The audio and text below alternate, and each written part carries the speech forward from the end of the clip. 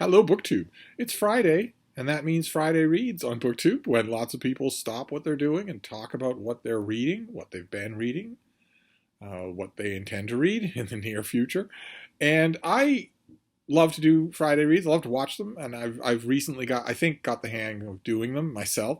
And today's Friday Reads dovetails rather nicely with also a look at February's books, because February is right around the corner. It's just a few days left in January. So I thought I would combine those two and do a Friday Reads of February titles that I either have read or am going to read soon on the doorstep of February. In fact, I don't know that there's any in here that I have already read.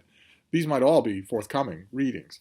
But they're all coming out in February. They're all February releases, so I thought that might be of interest to you, in addition to whether or not I plan to read them. The first one is by Douglas Hine, and it's called At Work in the Ruins: Finding Our Place in the Time of Science, Climate Change, Pandemics, and All Other Emergencies.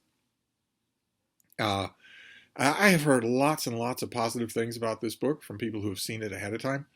More so than usual for a book that people have seen ahead of time, and from sources that I trust. So I'm eager to get to this. I've heard a lot of people, despite the enormous subtitle, gigantic, engorged subtitles seem to be a little bit of a fad in 2023, back from a couple of years ago when they were rampant. The title should not obviously include science among climate change and pandemics, but I think I know what's meant here, and I want to see what kind of a thinker this author is. I've never encountered this author on the page before.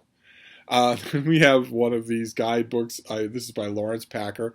Lawrence Packer. You've seen many of these on this channel. This is Bees, a guide to every family. We've seen these for snakes and turtles, and this is one for the world's bees.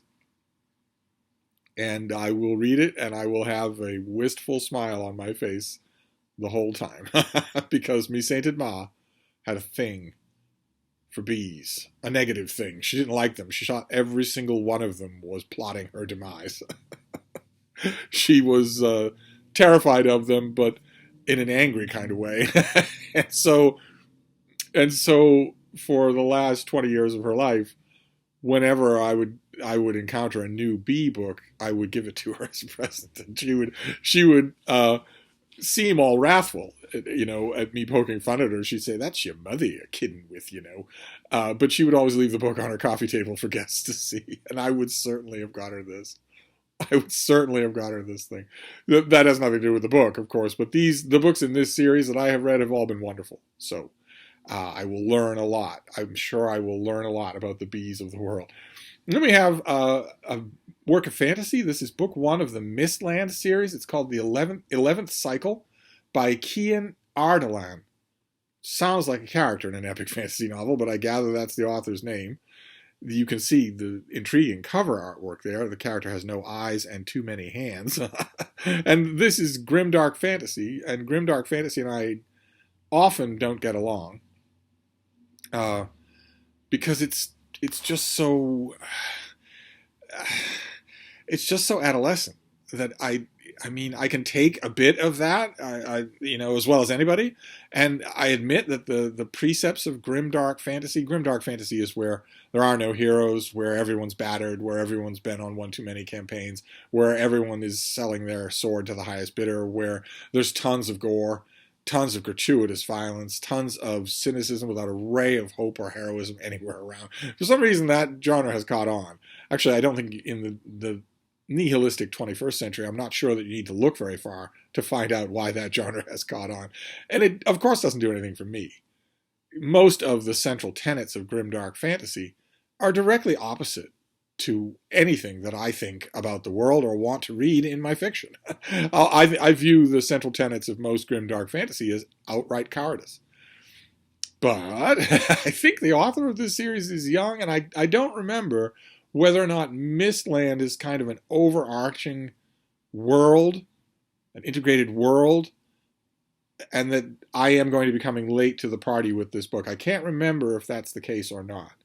But it's book one in a series. I'm going to give it a try. If it's book one in a series, it should be telling me everything I need to know in order to enjoy it or not. It shouldn't be pointing me elsewhere at all. And I haven't read any grimdark fantasy this year yet, so I will give this one a try and see. Then we have something by Spencer Clavin. I think Spencer Clavin is also young. And this book worries me. We will see. I could be wrong. This is How to Save the West. Ancient Wisdom for 5 Modern Crises. I have read a number of books like this, and they almost always boil down to softcore admiration for fascism. Almost always, How to Save the West is to attack people who you don't think belong there, or attack ideas that you don't think should be considered in the West. Almost always, in fact, these things are a full-blown assault on the ideals of the Enlightenment.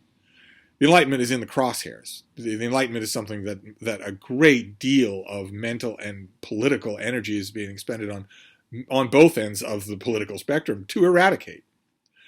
So I worry when I see this thing. It's got a ruined temple. It's got a reference to 5 modern crises. How much do you want to make a bet? I don't know anything about this book. I haven't opened it yet, but I bet I can guess what. If I were to guess those 5 modern crises, I bet I'd be right with 3 of them. And they all have to do with the fact that the author, who's probably very young, imagines a lost world. An absolute pillar of fascism is to imagine a lost, perfect world, a lost, better world. You fit right in that world. But I'm sure that's just a coincidence. No, the point is you want it back. You want it back. The word back. Over and over again, the word back. Hence the veneration of the so-called ancients, the wisdom of the ancients, the old dusty scrolls and whatnot from guys that had hair lice.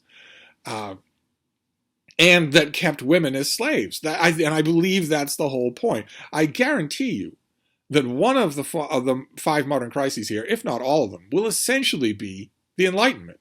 It will essentially be rational living.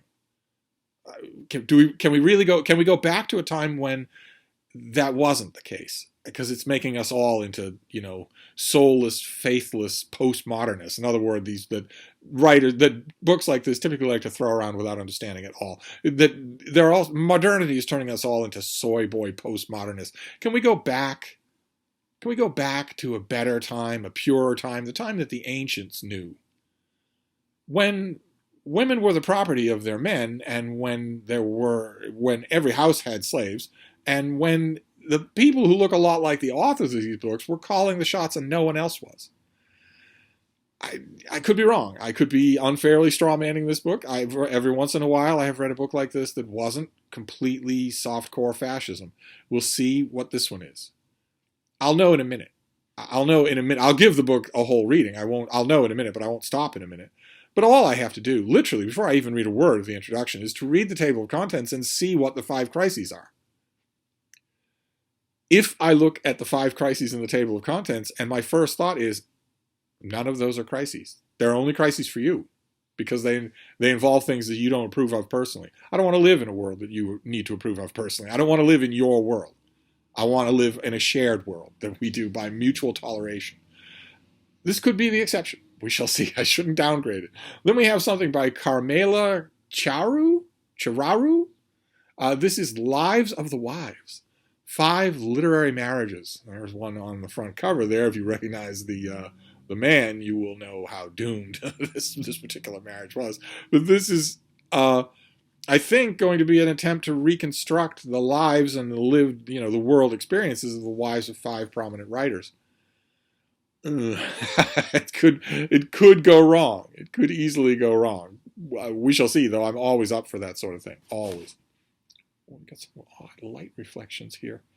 I'll take it. Better to have sunlight, even if it's playing hob with a video, than to have none at all. It's been like 10 days without any sunlight. Then we have something by Only James. I have read everything in this series, so I'm naturally going to read the next one. This is book 7 in the series. It's romance. It's for the gays. It's part of the Necessary Evil series. It's this latest one, Maniac. Gotta have something for the gays. All the covers kind of look like this. They all have the hint of tentacles in the background. And I fell under the sway. I give self-published Amazon authors like this exactly that chance. I'll read your first book. If your first book entices me, I'll read your second book, and so on and so forth. I found a lot of authors that way whose work I really like. What can we do here with this? see the bean? You can see the bean's little paw there. What if we were to do that? Does that help any? Well, anyway, we'll try this for a few. This is just modern, contemporary, raunchy, gay romance that I will read. I like the series, so... Oh, this next one is kind of a blurry picture. Oh, that's too bad, because the cover artwork is by a comic book artist who probably got a big paycheck for doing this cover. This is by Michael Schulman, and it is Oscar Wars. And it is a down and dirty, behind-the-scenes, dirt-dishing fest about the history of the Oscars.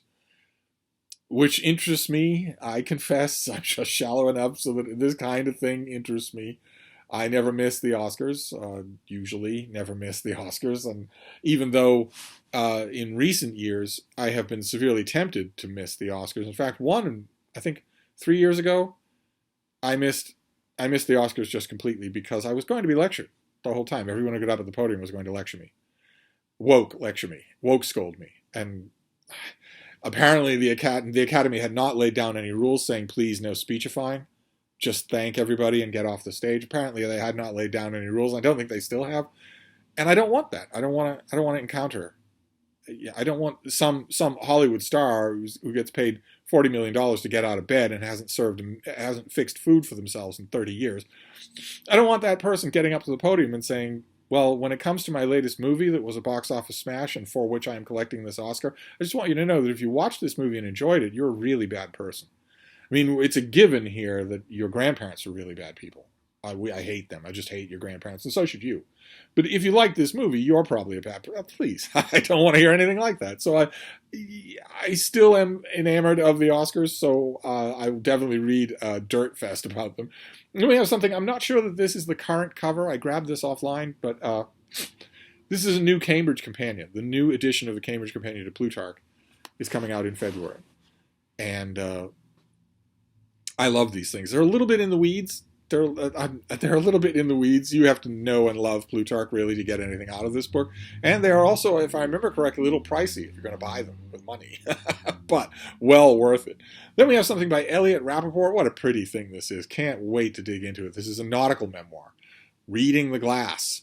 A captain's view of weather, the water, and life on ships. This author has sailed everywhere in the world. And has written it all up in a book. Now, that is a familiar recipe. Many, many, many authors have written books like this, but I can't get enough of them. If they're well done, I can't get enough of them. I'm sure that there will be parts of this that I'll enjoy, no matter how ponderous or, old fishtail it is. And it might be really good. There are modern examples that are really good. And then we have something by Max Allan Collins and James Traylor. This is a biography of Mickey Spillane, the very first biography of Mickey Spillane, the king of pulp fiction. I got a copy from this from the publisher. I will get another copy from the publisher because I sent out my copy to a freelancer to review it. And I don't know how much I'm going to enjoy this. Max Allan Collins is an author I really like. So on the one hand, that's a positive. On the other hand, he's only got co-writing billing here, and that's a little alarming. And Mickey Spillane is not interesting as a figure. First of all, this is not, unless I'm drastically wrong, this book is not going to dig in to investigate his life. This is going to be Mickey Spillane's version of Mickey Spillane's life. And the real version of his life was often pretty sordid. I don't think that will make it into this book. This is the first, but I believe, not the definitive word on this author at all. Then we have a Marvel Epic collection. We've talked about those on Wednesdays on this channel and on Michael K. Vaughan's channel. Marvel has a full-color comic book reprint line called the Epic Collection. Big things that are $40, all in color. They're paperbacks, and you get your money's worth. You get a lot of stuff in an Epic Collection volume. And there's one coming out in February if it isn't delayed. The Epic Collections are often delayed. But if it isn't delayed, this is Nightmare on Bleecker Street. Doctor Strange. There he is facing against eternity. And I know the time period where these issues that's covered in this volume. There are a few issues in here that were drawn by Paul Smith. It was a fan favorite artist who did work on the X-Men. And then he was on Doctor Strange, and it was a weird choice. It was a very weird choice. You can never 100% tell what artist is going to work on Doctor Strange and what artist isn't. I myself was completely skeptical, for instance, that the great artist Gene Colan would work on Doctor Strange, and he did, very much so.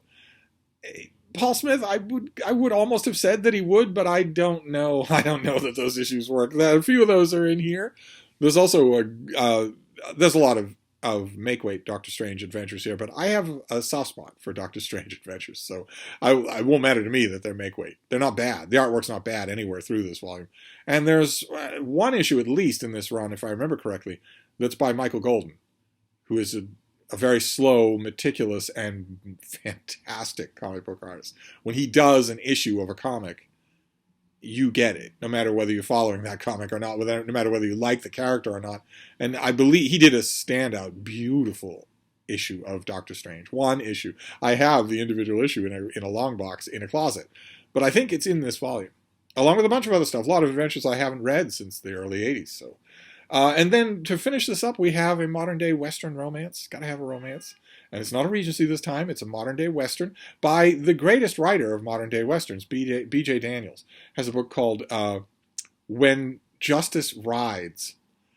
I guess set in Buckhorn, Montana. Maybe it's part of a series. I can't keep track. B.J. Daniels is pretty prolific, but I don't mind either. I can't keep track of exactly what falls where in which series. B.J. Daniels writes standalone mainstream romance novels, but also category romances and books in series that are reissued all the time. Doesn't matter to me. I've never read anything by this author that I didn't love, and I haven't read this one. He doesn't look particularly comfortable, but then again, who would be under those circumstances? But I know nothing at all about the book. Doesn't matter to me. Doesn't matter to me. I have it. I will read it because it's B.J. Daniels, just an automatic author, one of those automatic authors. So there you go. Those are some February titles. Those are all February titles. So partly this is a look ahead to February. I'm going to do another video that looks ahead to more February books. But this is also Friday Reads for me, a kind of an immediate TBR, because all these things are right on the horizon for me, in digital form or in print form, just in stacks that I need to I have already started to get to work on February books, but I need to double and triple that, and that needs to be a heavy emphasis. But anyway, that is what's going on with the light here. Oh my god. That is it for this video. That's a Friday Reads. Of course, when it comes to Friday Reads, I want to know what you're reading, what you're working on, what you're looking forward to. Also, do any of these books intrigue you? Love to hear about that too. But I'm going to wrap this up and see what I can do about the lighting. But I will be back. Thank you, BookTube.